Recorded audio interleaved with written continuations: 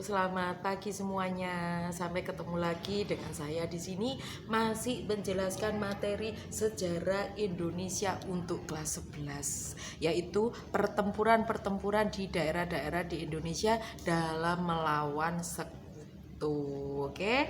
Nah, kalau yang kemarin-kemarin kita sudah menjelaskan tentang berbagai pertempuran seperti Surabaya 10 November, kemudian yang namanya Jogja, kemudian pertempuran di atau Palagan Ambarawa, Medan Area, dan masih banyak lagi. Sekarang adalah giliran Bandung Lautan Api.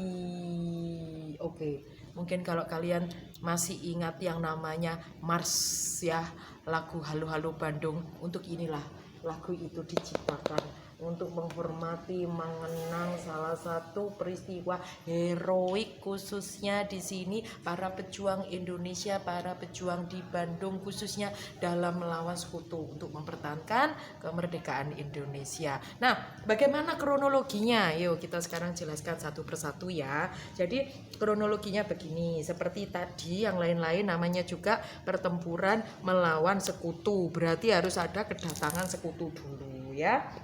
Nah, seperti yang di daerah lain-lain juga ya, kedatangan sekutu ini juga diboncengi oleh Nika. Juga diboncengi oleh tentara Nika Belanda. Nah, yang namanya tentara sekutu yang tadinya tujuannya cuma untuk melucuti tentara Jepang dan memulangkan tentara Jepang ke negaranya, ternyata mereka juga melakukan kekacauan sama kayak di daerah-daerah lain. Yaitu apa kekacauannya? Mereka langsung menduduki tempat-tempat penting di kota Bandung, mulai dari pusat pemerintahan, markas militer ya, kemudian jalur atau apa namanya tempat telekomunikasi, dan masih banyak lagi ya. Nah, dengan didudukinya tempat-tempat yang penting di Bandung itu tadi ya, di sini mereka menduduki atau mengambil alih tempat-tempat penting di kota Bandung ya. Nah, yang kemudian yang paling parah adalah seperti yang lain-lain juga, yaitu membebaskan tawanan perang Belanda ya di Bandung. Terus kemudian yang tiga adalah membebaskan tawanan perang Belanda ya. Nah, seperti yang lain-lain juga ya, di sini ketika Indonesia dijajah oleh Jepang ya, ketika Indonesia dijajah oleh Jepang ya, itu yang namanya Indonesia itu kan dikuasai oleh Jepang, sehingga yang namanya tawanan tentara Belanda itu ditawan semasa masa pemerintahan Jepang. Nah, ketika kedatangan sekutu mereka ini dibebaskan. Nah, seperti yang lain-lainnya juga ya, bekas tawanan Belanda, tentara Belanda atau tentara-tentara asing lainnya ini dipersenjatai. Nah, ketika dipersenjatai tujuannya ngapain? Untuk bikin onar di kota Bandung ya. Karena seperti yang sudah saya jelaskan sebelumnya, poin dari tentara sekutu datang ke Indonesia itu tidak hanya sekedar melucuti tentara Jepang, tetapi mereka itu juga menjaga keamanan dan ketertiban di Indonesia sampai nanti Indonesia itu dianggap kondusif ya. Kemudian nantinya itu akan diserahkan kepada pemerintah Indonesia lagi. Nah, tujuannya mereka itu mengadakan kekacauan itu kan supaya untuk menunjukkan ke dunia internasional kalau Indonesia itu belum bisa jaga negara sendiri, makanya boleh dijagakan atau diperintah sama kekuatan asing seperti sekutu tadi. Nah, dengan diperintah oleh kekuatan asing itu nantinya baru kalau sekutu merasa sudah akan diserahkan, dan entah kapan, sepertinya mereka kalau sudah berhasil menguasai Indonesia ya ogah pergi lagi ya, itu baru nanti janjinya akan diserahkan pada Indonesia. Tetapi kita berprinsip kita sudah merdeka, kita tidak perlu dijagakan oleh bangsa lain sampai kapanpun. Nah, akhirnya tindakan sekutu tadi yang bikin kacau di kota Bandung itu ya, itu mendapatkan serangan langsung dari divisi Siliwangi. Jadi kita nggak tanggung-tanggung, langsung pakai kekuatan militer ya. Di sini kekuatan dari divisi Siliwangi ya, di waktu pada saat perjuangan era Indonesia masa perjuangan atau revolusi ya, itu yang divisi-divisi tentara paling kuat salah satunya itu ini yang ada di Kota Bandung. Divisi Siliwangi itu tentara-tentaranya itu terkenal kuat ya. Di sini langsung memberikan istilahnya apa ya, melakukan penyerangan kepada sekutu yang di sini ingin bertujuan untuk mengacaukan keamanan Kota Bandung. Nah, karena posisinya sekutu terdesak ya, setelah adanya kekuatan serangan dari divisi Siliwangi ini, sekutu terdesak. Lah seperti biasa, kalau misalnya sekutu di sini terdesak, dia di sini meminta atau istilahnya mengultimatum pejuang Indonesia untuk menyerah. Kalau misalnya pejuang Indonesia khususnya di Kota Bandung tidak mau menyerah, akan terjadi pertempuran yang lebih besar. Jadi waktu itu sekutu melakukan ultimatum ya, soalnya dia sudah terdesak. Lah, yang tadinya ya rakyat arek-arek Surabaya dalam pertempuran 10 November yang lalu itu sudah saya jelaskan, di mana kita menolak ultimatum, arek-arek Surabaya menolak ultimatum dari sekutu ya. Waktu itu kita menolak menyerah terhadap Inggris ya, dan kita lebih baik mati dan perang habis-habisan melawan Inggris yang waktu itu dipimpin sama Bung Tomo ya. Nah, itu menginspirasi rakyat Bandung, yang menginspirasi para pejuang di Bandung. Sebenarnya mereka itu ogah menolak. Maksudnya kok ogah menolak? Mereka itu menolak ya ultimatum dari sekutu, atau mereka itu ogah menyerah terhadap sekutu ya. Ogah menyerah terhadap sekutu itu akhirnya apa? Di sini yang namanya mereka itu menolak menyerah terhadap sekutu, itu mereka otomatis melanjutkan perjuangan. Tetapi sayang pada saat itu di Bandung sedang terjadi bencana banjir bandang. Waktu itu di Bandung ya sedang terjadi bencana banjir bandang. Wah, ini apa namanya, gagal rencana Bandung untuk mengikuti jejak arek Surabaya, yaitu menolak ultimatum dari sekutu dan bertempur habis-habisan kepada melawan sekutu.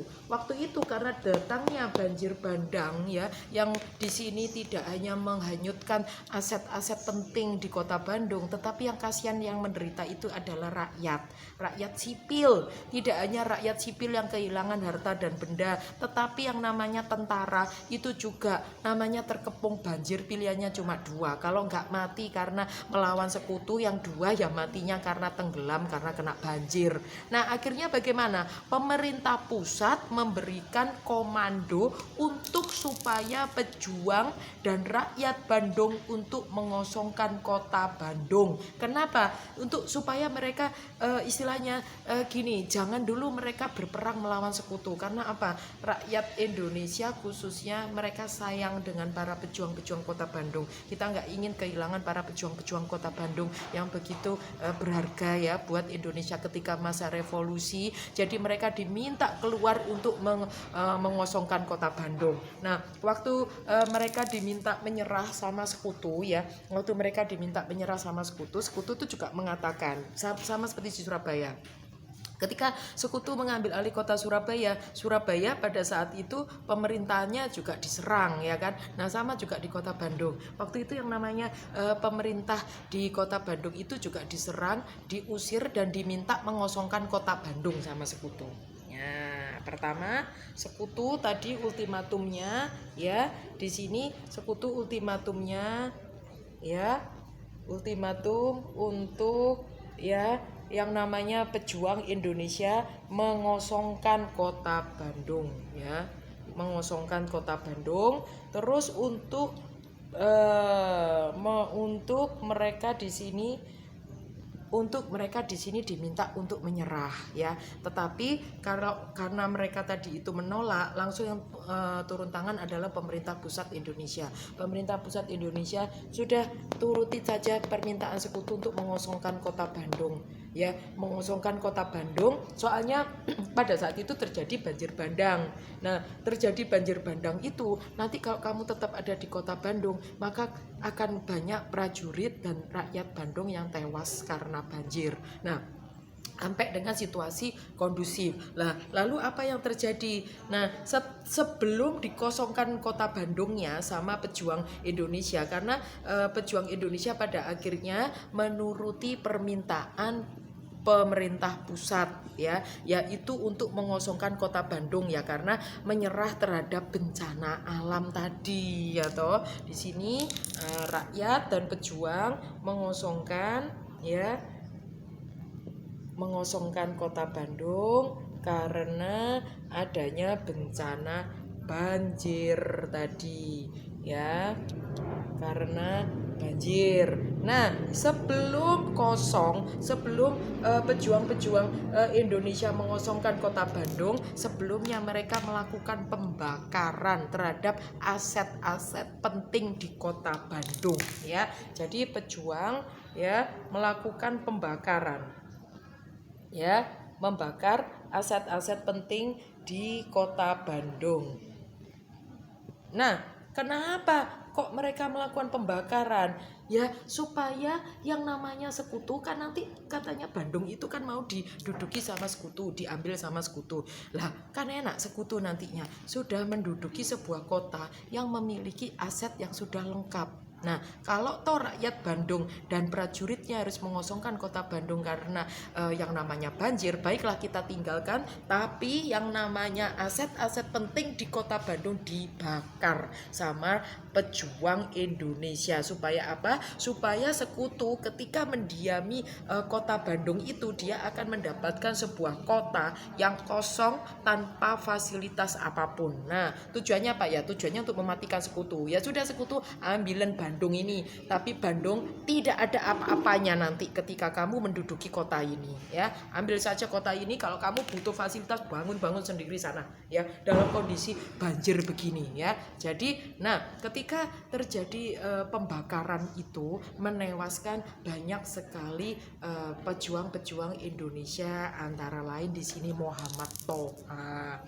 ya, ada Muhammad Toha, ada di sini Otto Iskandar Dinata, ya, Otto Iskandar Dinata.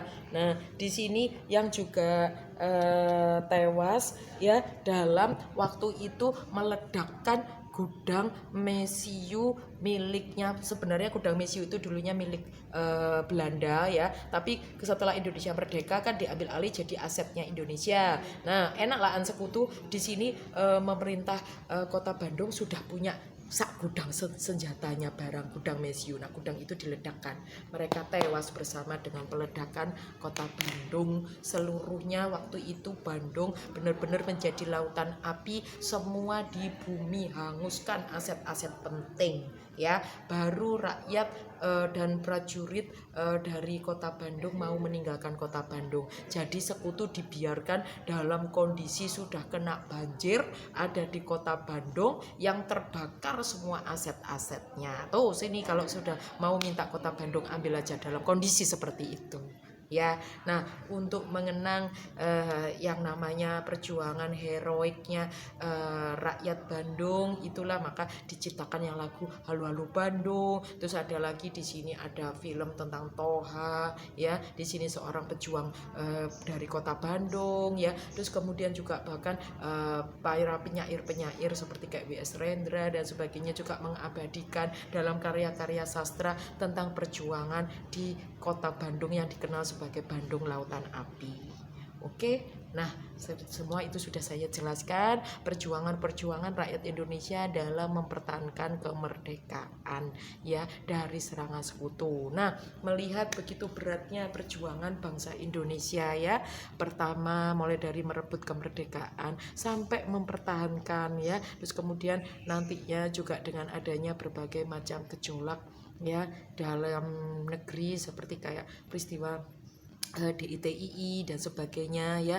Maka tugas kalian ya yang sekarang ini sudah menikmati bumi kemerdekaan Indonesia harus diisi dengan sebaik-baiknya ya. Karenanya jangan lupa rajin belajar dalam kondisi apapun, karena di pundak kalianlah yang namanya masa depan bangsa ini akan dibawa. Oke, sekian dan terima kasih.